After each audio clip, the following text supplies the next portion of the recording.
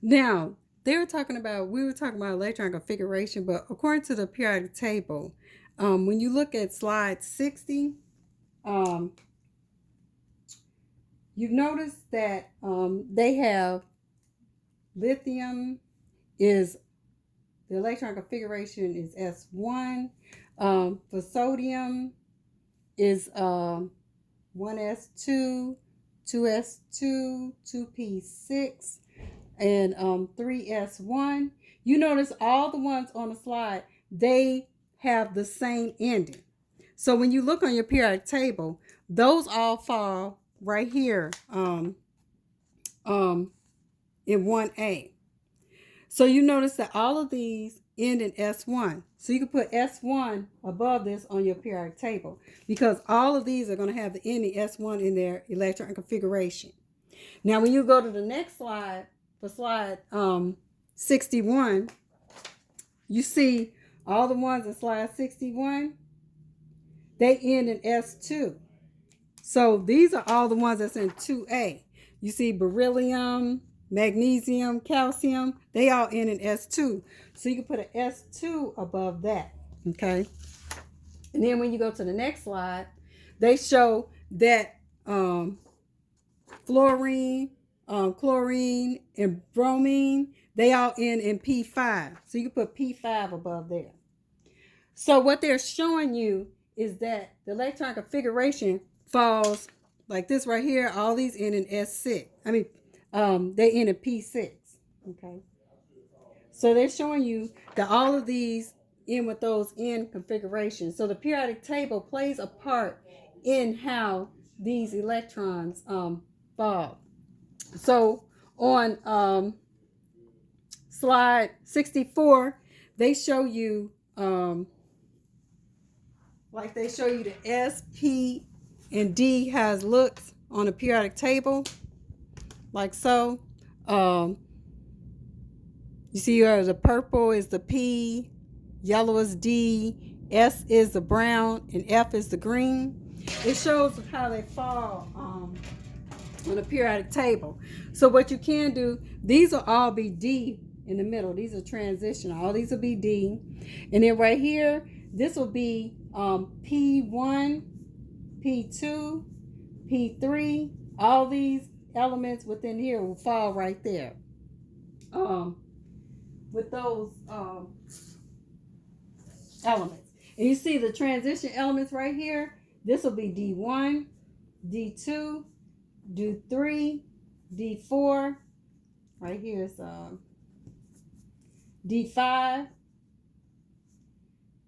D6, D7, D8, D9, and D10. Okay. So that's showing you how those will have the ending. You can write the electron configurations according to the periodic table.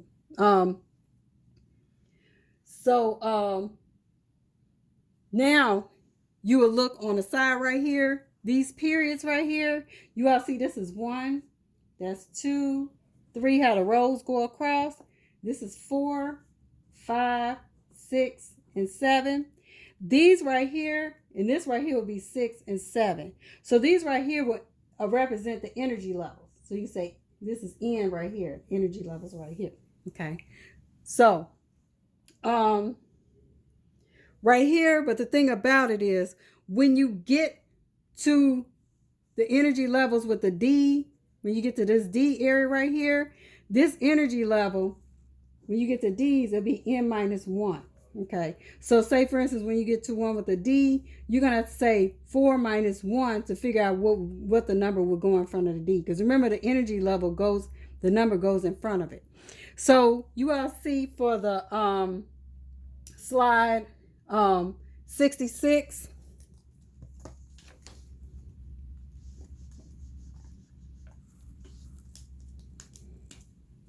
So you have slide 66. And they ask you to find electron configuration for phosphorus. Okay. So now you will look on your periodic table and you will find where phosphorus is. And you all see phosphorus is right here where it says 15. Okay.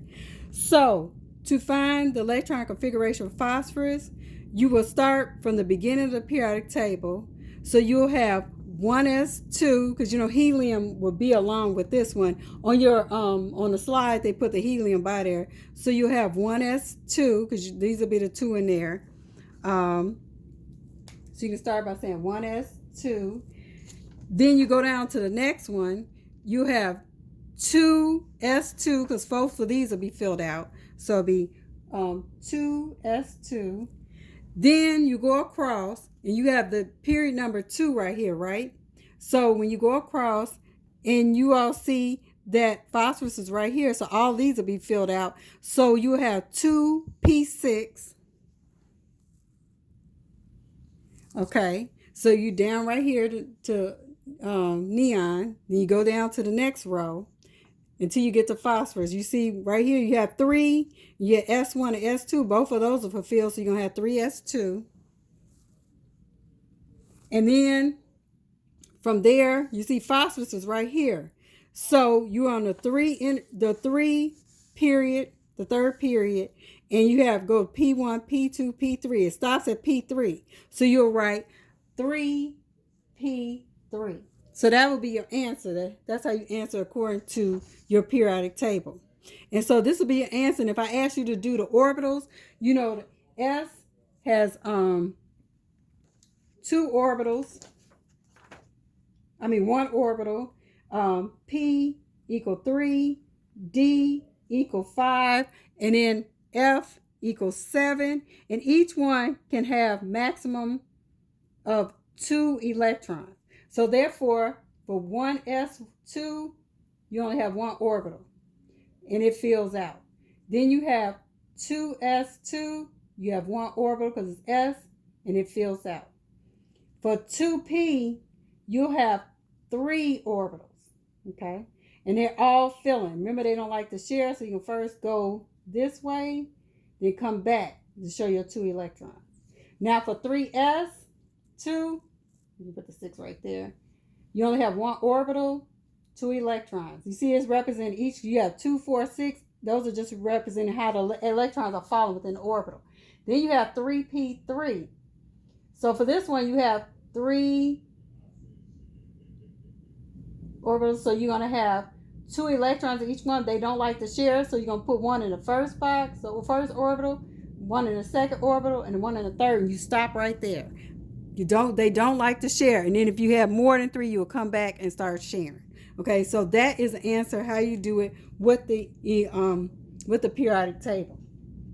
Finding electron configuration. Now,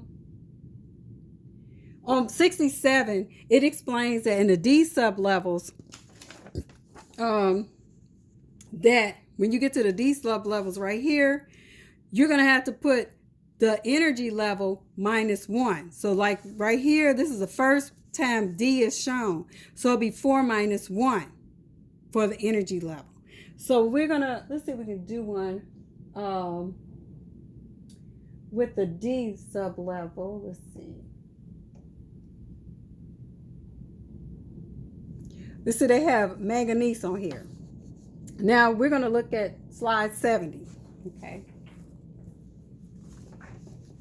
When they ask you to do manganese, okay. So manganese is Mn. And when you look on the periodic table, you all see it's in the transitional, it's in the D. You see it's on the D5, okay. You see the number for it, the number of electrons is 25 because it's 25 protons. Protons equal electrons in a normal atom. So since you have, it's 25, so you have 25 electrons. Okay, so now we're going to start going down the periodic table to write this. And this is on slide 70, if you want to look at the slide for it. I'm going to write slide 70 so you know. Okay, so what you would do, we're going to start from the beginning. We got 1s, and you know helium is just right here, so both of them be filled out, so it'll be 1s2. So you'll start with 1s2. Then you go across, you fulfill the 2. Then right here, you're going to have 2s2. Then you go across, you're going to have 2p6. Okay, then you go across. You got 3s2. And then you go across, and you see right here, these are your p's. You're going to have 3p6. Okay. Okay, now, the thing about it is, you go to 3p6, you go to 4s2. Okay, so you got 4s2. Now, you go to, now you all see where the p's are right here. You did the p's, now you're 4s2. Now you right here, go to manganese. You see manganese is D5. So you cannot say 4D5. You have to say N-1. So it'll be 3D5. So whenever you do the D's, it's going to be N-1. So that right there will be 3D5. That's how they got that 3D5. And that will be the answer right there for your electron configuration for manganese, how they did it. Now, you know, if you did the orbitals, you would, if I asked you to do the orbital spins, you know, it's, for 1s2, you're going to have 2 electrons like that. And then for 2s2, you know, 2 electrons like that. For 2p6, you know, it's 3 orbitals. And they're all filling in. Come back. Now for 3s2, you know, you have 2 electrons. Then for 3p6, those all filled in.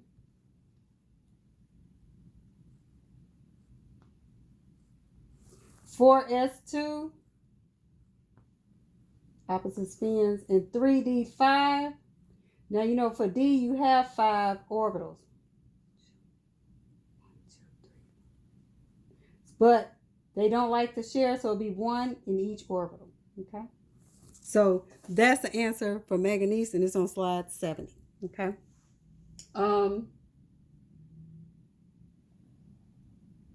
They explain it up to